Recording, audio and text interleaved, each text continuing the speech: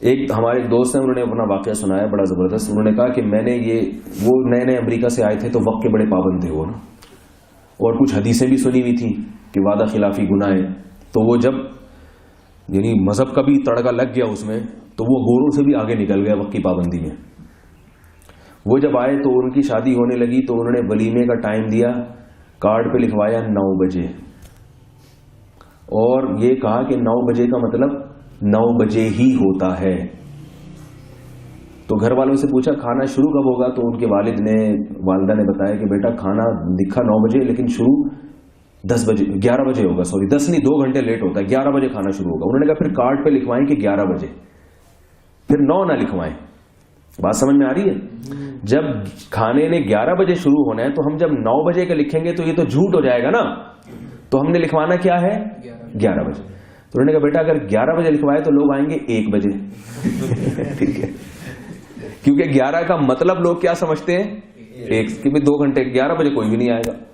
تو انہوں نے کہا نہیں پھر ہم 1 بجے لکھوا لیتے ہیں. تو وہ اس میں والدین سے بھی ان کی بحث بازی ہو رہی ہے, رشتے دار بھی پاگل ہو گیا, اس کا دماغ خراب ہو گیا ہے, لگ رہا ہے کوئی, مجھے پورے الفاظ تو یاد نہیں ہیں ان کے, لیکن اسی قسم کی باتیں ہوئی ہوں گی نا, پاگل ہو گیا, سنک گیا ہے اور جو ہے نا دماغ خراب ہو گیا. وہ نفسیات بھی پڑھی ہوئی ہے, انہوں نے امریکہ کی کسی یونیورسٹی میں نفسیات میں انہوں نے ماسٹر کیا ہے, تو شاید نفسیات پڑھ کے خود نفسیاتی بن گیا ہے. تو وہ گھر والے سمجھ رہے تھے یہ امریکہ سے نفسیات پڑھ کر آئے ہیں تو یہ بھی کیا ہو گئے ہیں, پاگل ہو گئے. تو 9 بجے کا مطلب 9 بجے. تو یہ بحث چلتی رہی. انہوں نے کہا ٹھیک ہے پھر 9 بجے لکھواؤ, لیکن یہ لکھواؤ کہ 9 بجے کا مطلب کیا ہے, 9 بجے ہی ہے. اب ہوا کیا, یہ ٹائم کے پابند تھے نا, پاکستان میں ٹائم کے پابند. یہ واقعہ بڑا ہے, واقعہ نہیں ہے, یہ میں سمجھا رہا ہوں کہ صرف شادی میں نہیں ہے, ہر چیز میں ایسے ہو رہا ہے, ہر چیز میں. تو نہ دین کی ترقی ہو سکتی ہے نہ دنیا کی ترقی. پھر جنت کے خواب دیکھنا چھوڑ دیں, کیونکہ جو چیزیں دنیا میں کامیابی کے جو اصول ہیں وہی آخرت میں کامیابی کے اصول ہیں.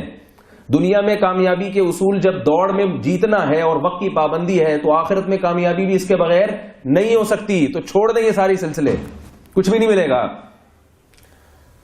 تو انہوں نے کیا کیا, کارڈ پہ کیا لکھوایا 9 بجے. اب 9 بجے تو بیوٹی پارلر میں دلہن گئی ہے. اچھا ولیمہ تھا, شادی ہو چکی تھی, ولیمہ تھا. اب دلہن جب بیوٹی پارلر میں وہ کہہ رہے ہیں 9 بجے جا رہی ہے, تو دلہن کے بغیر تو نہیں یہ پہنچیں گے نا, یہ پہنچ گئے. انہوں نے کہا جب 9 بجے تو دلہن کو پہلے تیار ہونا چاہیے تھا نا, جو تیار کروانے والی جو خواتین ہیں یا جو بھی ہیں ان کو پہلے, وہ کیوں لیٹ آئی ہیں, ان پہ غصہ ہو رہے ہیں. تو وہ پہنچ گئے 9 بجے, دلہن کے بغیر اکیلے پہنچ گئے. انہوں نے کہا غصہ کہ میں ابھی سے دلہن کو نا اپنے حساب سے چلاؤں گا, تاکہ آئندہ اس کو خیال ہو کہ میں نے لیٹ تیار نہیں ہونا ہے. کہیں بھی تقریب میں دعوت میں جاتے ہیں تو ایک دفعہ کی تنبیہ سے دلہن بھی سمجھ جائے گی میرا میاں وقت کا بہت زیادہ پابند ہے. پہنچ گئے, کہہ رہے ہیں میں اکیلا پہنچ گیا وہاں ہال میں, کوئی بھی نہیں ہے, اکیلا دولہا پہنچ گیا. کہہ رہے ہیں وہاں جا کے میں نے جو کک تھے ان سے میں نے کہا کہ بھائی کھانا لگا دو, کھانا لگا دو. انہوں نے کہا صاحب کیا بات کر رہے ہو, کون ہو آپ, کھانا کیسے لگے گا, کھانا تو ابھی پکنا شروع ہوا ہے. میں نے کہا بھائی 9 بجے کا ٹائم دیا تھا, کھانا لگے گا, کھانا ابھی لگے گا. وہ غصہ کرے تم کون ہوتے ہو, انہوں نے کہا میں دولہا ہوں. اب دولہا کا سن کر نا وہ تھوڑے سے سٹ پٹائے. بعد اس نے دھمکیاں دی, بولا کہ ابھی جتنی جلدی ہو سکے کھانا لگا دو, کوئی آئے یا نہ آئے. ایک دفعہ کرنا پڑتا ہے, پھر قوم خود ہی عادی ہو جاتی ہے. یہ تو صاحب شہر میں بات پھیل گئی نا. تو کھانا لگے گا, لازمی لگے گا. ابھی کہہ رہے ان پہ اتنا میں نے دباؤ ڈالا, اور میں نے کہا میں پیسے نہیں دوں گا, اور یہ ہوگا وہ ہوگا. بہرحال وہ جلدی جلدی حرکت میں آیا, کھانا لگا دیا. اکیلے بیٹھے ہوئے یہ دولہا میں کھانا لگ گیا.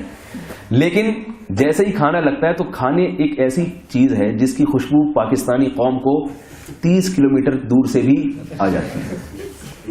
کھانا ایک ایسی چیز ہے.